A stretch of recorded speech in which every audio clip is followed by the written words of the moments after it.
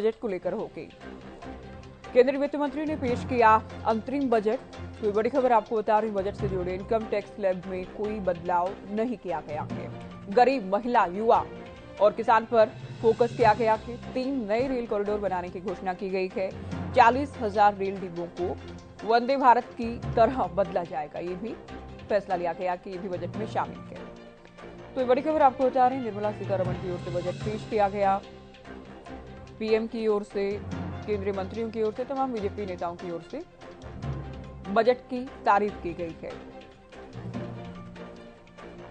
Many growth and development enabling reforms are needed in the states for realizing the vision of Viksit Bharat.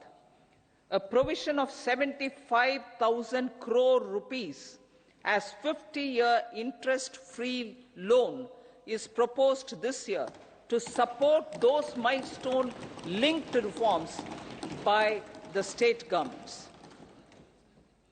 Societal changes. The government will form a high-powered committee for an extensive consideration of the challenges arising from fast population growth and demographic changes. The committee will be mandated to make recommendations for addressing these challenges comprehensively in relation to the goal of Viksit Bharat. Amrit Kal as Kartavya Kal. Our government stands committed to strengthening and expanding the economy with high growth and to create conditions for people to realize their aspirations. Honorable Prime Minister, in his Independence Day address to the nation in the 75th year of our Republic, said, and I quote, "We commit ourselves to national development with new inspirations, new consciousness, new resolutions, as the country opens up immense possibilities and opportunities. It is our Kartavya Kal." There is macroeconomic stability, including in the external sector. Investments are robust. The economy is doing well. People are living better and earning better, with even greater aspirations for future. Average real income of the people has increased by 50%. Inflation is moderate. People are getting empowered, equipped, and enabled to pursue their aspirations.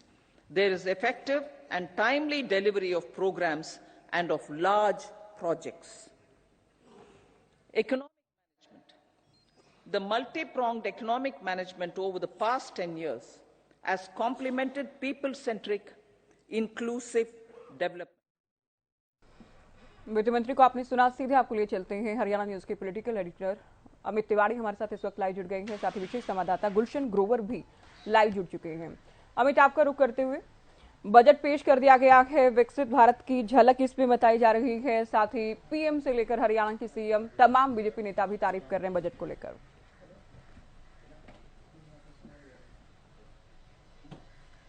देखिए ज्योति, कल से ही Haryana news पर इस budget को लेकर चर्चा थी कि अंतरिम बजट कैसा होगा, इसका स्वरूप क्या होगा, क्या खाली यह एक लेखा जोखा पत्र बनकर रह जाएगा या आम लोगों के लिए कुछ खास होगा।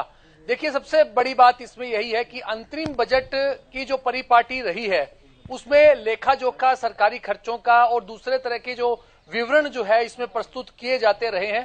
चाहे 2004 की बात करें, जब वित्त मंत्री के रूप में प्रणब मुखर्जी ने इस बजट को, अंतरिम बजट को पेश किया था चुनाव से ठीक पहले। अगर 2009 की बात करें और 19 की बात करें, 2019 में इस परिपाटी को बदलने का काम किया पीयूष गोयल ने। उस समय 5 बड़ी योजनाएं वे लेकर आए, जो काफी एक तरह से लुभावनी योजनाएं उसे कहा जाएगा चुनाव को देखते हुए।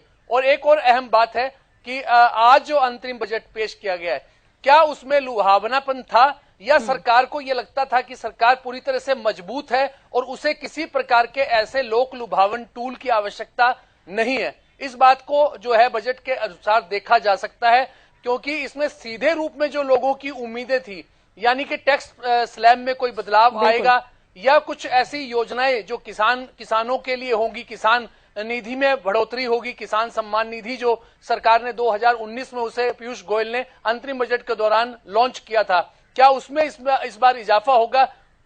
लेकिन ऐसा कुछ नहीं आया है ज्योति, तो इसे लोक लुभावन टूल के रूप में नहीं देखा जा सकता, क्योंकि सरकार देखिए अभी राम रथ पर सवार है और राम रथ से विजय रथ का रास्ता सरकार ने देख रखा है, मान रखा है, और इसीलिए कोई ज्यादा इसमें जोर उनका इस बात के लिए नहीं रखा गया। फिर भी कुछ महत्वपूर्ण चीजें हैं जिन पर अगर बात की जाए तो उसे कहा जा सकता है कि सरकार उसे अपने चुनावी घोषणा पत्र के रूप में दिखा सकती है, बता सकती है। उसके लिए बताने के पास काफी कुछ है भी। और जिसमें अगर बात करें तो देखिए मनरेगा की मैंने सुबह भी जब बसंत से चर्चा हो रही थी मैंने कहा था कि मनरेगा के लिए निश्चित रूप से बजट की बढ़ोतरी होगी, और देखिए उसमें 60,000 करोड़ रुपए का बजट अलॉट होता था, इस बार 86,000 करोड़ का बजट जो है वो अलॉट किया गया है, ऐसा बजट में कहा गया है। और इसके अलावा ग्रीन हाइड्रोजन के लिए भी और सोलर एनर्जी के लिए भी इस तरह की योजनाएं रखी गई है। सरकार का देखिए पूरी तरह से फोकस अगर बात करें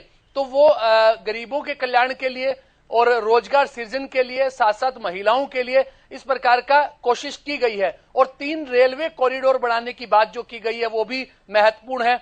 इसमें निश्चित रूप से सरकार को बड़ा लाभ मिलेगा और एक तरह से विकसित भारत की तस्वीर जो है वो इसके माध्यम से प्रस्तुत की जाएगी। और एक और बड़ी योजना है जिसमें 2 करोड़ हाउस जो बनाने की बात की गई है, आवास बनाने की बात की गई है, तो उसका जो इस योजना का सीधा लाभ गरीबों को है। यानी सरकार का जो टारगेट है वो अंत्योदय की जो अंतिम व्यक्ति का उदय, अंत्योदय का जो सिद्धांत सरकार ने हमेशा लोगों के सामने रखा है, उसकी चर्चा की है, उस पर ही केंद्र सरकार चलती हुई दिखाई दे रही है। लेकिन इसे यही कहा जाएगा कि जिस प्रकार का निर्मला सीतारमण ने कहा था कि यह अंतरिम बजट है, इसे पूर्ण बजट नहीं माना जाना चाहिए, और उसी के अनुरूप ही उन्होंने इसे पेश भी किया है। और जैसा मैंने सुबह कहा था कि मोरारजी देसाई के बाद जो है 6 बार बजट रखने का जो काम है वो निर्मला सीतारमण भी उसी कड़ी में शामिल हो गई है, वे भी उसी लीग में आ गई हैं। 6ठी बार उन्होंने बजट पेश किया और उनका जो अंतिम बजट पेश करने का अनुभव है वो पहला है। और देखिए किस प्रकार का इसमें रुझान रहता है और आगे इन योजनाओं को किस प्रकार से जनता देखती है। लेकिन यह तय है कि सरकार यह बिल्कुल मानकर चल रही है कि उसे 2024 में, यानी कि उसके मिशन 2024 में उसे कोई चुनौती बिखरे हुए जो महागठबंधन से या INDI गठबंधन से नहीं मिलने जा रही है। इसीलिए जो सरकार की योजनाएं हैं वो लंबे समय तक काम करेगी या दीर्घकालिक योजनाओं पर काम करने की इसमें बात की गई है। अल्प अवधि की बात जहां करें, तत्काल फायदा देने की बात हो, जैसे टैक्स स्लैब की बात होती, कोई स्टैंडर्ड डिडक्शन में छूट की बात होती, या फिर 80D की बात थी, उसमें माना जा रहा था कि 80D में छूट का जो दायरा है वो बढ़ेगा, क्योंकि 1.5 लाख रुपए की जो लिमिट है उसे 2.5 लाख तक बढ़ाया जाएगा। इसके अलावा कोई उद्योगों को राहत मिलेगी। तो इस प्रकार का कोई इंफ्रास्ट्रक्चर इसमें कोई ऐसा नहीं इसमें ढांचा रखा गया, इस प्रकार की कोई घोषणा नहीं रखी गई। तो ऐसा माना जा सकता है कि सरकार विकसित भारत का जो संकल्प जो प्रधानमंत्री नरेंद्र मोदी बार बार कहते हैं, सरकार की योजनाओं में, सरकार के नारों में विकसित भारत की बात होती है, और उसी विकसित भारत का संकल्प लेकर इस अंतरिम बजट को पेश किया गया है। और नई सरकार के गठन के साथ जो है वो पूर्ण बजट पेश होगा। उसमें क्या कुछ खास रहेगा यह चुनावों के बाद ही तय होगा ज्योति। लेकिन फिलहाल के लिए अंतरिम बजट में कुछ जो योजनाएं आई हैं वे दीर्घकालिक हैं और गरीबों के कल्याण के लिए उसे कहा जा सकता है। जी ज्योति, बिल्कुल, देखिए विस्तार से आपने बताया। गुलशन भी हमारे साथ हैं। गुलशन, बजट को देखकर बिल्कुल नहीं लगता, जो कि अमित भी कह रहे थे कि लोक लुभावन है या फिर चुनावी है, ये कॉन्फिडेंट नजर आ रहे हैं सरकार में कि अगला बजट भी हम ही पेश करने जा रहे हैं। बिल्कुल ज्योति, जब शुरुआती दौर में जब बजट वित्त मंत्री निर्मला सीतारमण पढ़ रही थी तो उस समय ये कयास लगाए जा रहे थे कि लोक लुभावन बजट हो सकता है, क्योंकि चुनावी साल है। तो चुनावी साल में अक्सर देखा जाता है कि सरकारें जो भी हो वो लोक लुभावन बजट पेश करती है। लेकिन ये अंतरिम बजट था, इसलिए हमारी कई बीजेपी जब सांसदों से तो बात हुई तो उन्होंने ये कहा कि इस सरकार के कार्यकाल का तो जरूर ये अंतरिम बजट है, लेकिन अगला बजट भी हम ही पढ़ेंगे और वो भी इससे अच्छा होगा। तो आपने देखा कि 4 सेक्टर पर फोकस रहा, जो कि खुद प्रधानमंत्री नरेंद्र मोदी भी इस बार कहते हुए नजर आए कि गरीब, महिलाएं और इसके अलावा युवा और किसान, 4 वर्गों पर ये 4 सेक्टरों पर ये पूरा बजट फोकस रहा। जहां आपने देखा कि एयरपोर्ट की भी बात की गई, इसके अलावा जो सामान्य कोच हैं अब उनको वंदे भारत की तरह बनाने की भी बात की गई। इसके अलावा जो 3 करोड़ के लगभग जो है आपने देखा कि दीदी जो कि उनको भी आगे बढ़ाने की बात कही, उनको लखपति बनाने की बात कही गई। तो ये तमाम तरह की आज बजट के दौरान बड़ी बातें जो है कही गई हैं। लेकिन जिस तरह ज्योति हम देख रहे थे कि टैक्स स्लैब में छूट मिल सकती है, क्योंकि जब भी हमने आम लोगों से बातचीत की तो वो टैक्स स्लैब पर ज्यादा जोर दे रहे थे कि टैक्स स्लैब जो है 10 लाख के करीब जाना चाहिए। लेकिन इस बजट में टैक्स स्लैब में कोई राहत नहीं दी गई है। इसके अलावा मिडिल क्लास को भी हम देख रहे हैं कि कोई राहत नहीं दी गई है। लेकिन अगर हम इस बजट को एक चुनावी उसमें देखें तो चुनावी दौर में, तो ये चुनावी दौर वाला हम बजट इसे नहीं कह सकते हैं। इसमें जो 10 साल का जो कार्यकाल है सरकार का, उसे जो है यहाँ पर दर्शाया गया है, उसे बताया गया है कि किस तरह से इस सरकार ने इस 10 साल के कार्यकाल में काम किए हैं, उसको यहाँ पर दर्शाया गया है। और इसके अलावा जो बड़ी बातें हैं वो मैंने आपको जानकारी दी कि गरीबों को जो आवास योजना के तहत फ्लैट देने की बात है, अब 2 करोड़ और फ्लैट जो है दिए जाएंगे। हालांकि 3 करोड़ पहले फ्लैट दिए जा चुके हैं जो प्रधानमंत्री आवास योजना के तहत दिए जाते थे। ये एक गरीबों के लिए बड़ी बात है। इसके अलावा महिलाओं के लिए भी जो मैंने कहा कि 3 करोड़ लखपति दीदी बनाने का लक्ष्य रखा गया है। इसी तरह अगर हम किसानों की बात करें तो इसमें 4 सेक्टरों पर खासा जोर दिया गया है। और इस पर जो बीजेपी सांसद है वो जरूर इस अंतरिम बजट को काफी अच्छा बता रहे हैं, और लेकिन लोक लुभावने से वो भी ये कह रहे हैं कि हमने कोई लोक लुभावना बजट जो है नहीं पेश किया है। लेकिन इस पर विपक्ष लगातार अभी भी निशाने साध रहा है। आपने सुना होगा अखिलेश यादव का तुरंत उस समय बयान आया है कि ये बीजेपी का जो बजट है ये जाने का समय आ गया है और ये सकारात्मक सरकार आने का समय आ गया है। हालांकि शशि थरूर इस पर यह कहते आए कि आंकड़ों का बाजीगर जो है इसमें दर्शाया गया है। तो जरूर विपक्ष जरूर साधता है निशाने, लेकिन अक्सर हम इस बजट को वैसे देखें तो बजट में इस सरकार को ये जरूर पता है कि अगर हम आम लोगों को लोक लुभावने वाला बजट अब इस समय पेश करेंगे तो विपक्ष इस पर निशाना साध सकता है। और सत्ता पक्ष को यह भी पता है कि हमें लोक लुभावने बजट की जरूरत नहीं है, क्योंकि अभी हाल ही में आपने जो देखा रामराज आया, और रामराज आने के बाद बीजेपी ने जिस तरह से पूरे देश में रामराज का प्रचार प्रसार किया, और बीजेपी को लगता है कि अब हमें इस तरह के बजट पेश करने की जरूरत नहीं है कि जिस तरह से हमें कोई लोगों से वोट लेने के लिए इस बजट को पेश करना हो। लेकिन जिस तरह से बजट पेश किया वो काफी हद तक जो है खुद जो है हम देख रहे हैं कि काफी अच्छा रहा। लेकिन लोक लुभावना बजट हम इसे नहीं कह सकते हैं। और ना ही इसमें टैक्स स्लैब में छूट दी गई, ना ही इसमें जो उस सेक्टर पर भी ध्यान दिया गया कि जिस सेक्टर में हम आम लोगों से बात कर रहे थे, इंडस्ट्री पर हम इंडस्ट्रियलिस्ट से जब हमने बात की, उद्योगपतियों से जब हमने बात की, तो उस तरह से बजट पर हमने अभी तक उन बड़ी बातों को नहीं देखा जिस तरह हम आम लोगों से जान रहे थे। बिल्कुल, देखिए हरियाणा न्यूज ने पहले भी लोगों से बात की थी, गुलशन आपने भी खुद काफी लोगों से बात की। गगन सांगर भी हमारे साथ जुड़ गए हैं और फरीदाबाद से ब्यूरो चीफ राजेंद्र दहिया भी हमारे साथ इस वक्त लाइव जुड़ गए हैं। गगन, आपने भी चूंकि काफी लोगों से जाना, पब्लिक से बात की कि क्या उम्मीद कर रही है पब्लिक, लोग कैसे देख रहे हैं बजट को, लेकिन अब बजट चूंकि पेश कर दिया गया है, अब क्या कुछ कहना है लोगों का?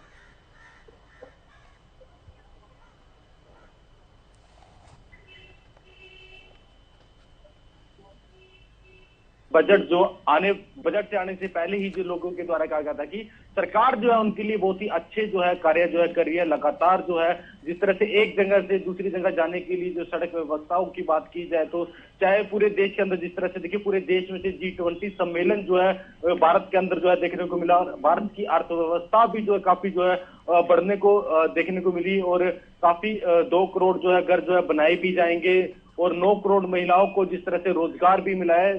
सरकार के द्वारा जो है युवाओं को लेकर, महिलाओं को लेकर, बच्चे बुजुर्गों को लेकर हर एक वर्ग के बारे में जो है सरकार जो ये बजट लेकर आई है, बहुत ही अच्छा बजट जो है लेके आई है। आम जनता से जो हमारी बाजारों में बात हुई है तो उनका कहना है कि जिस तरह से लंबी लंबी लाइनों के लिए जो है सड़कों पर जो है खड़ना पड़ता था सिलेंडर के लिए, लेकिन अब इस तरह से जो है सरकार की जो सेवाएं हैं, बजट जो आ रहे हैं, तो घर पर ही जो है सिलेंडर भी जो है पहुंच जाते हैं, और सरकार हर एक वर्ग के बारे में जो है सोचती हुई दिखाई दे रही है।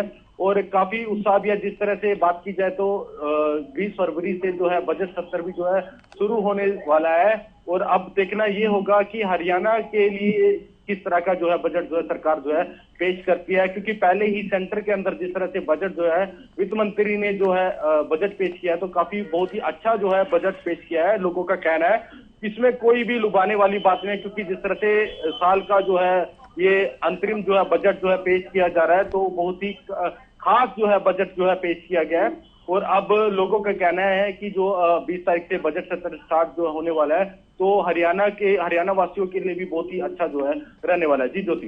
बिल्कुल, देखिए पीएम की ओर से भी कहा गया कि युवाओं, किसानों, महिलाओं को सशक्त करेगा बजट। राजेंद्र।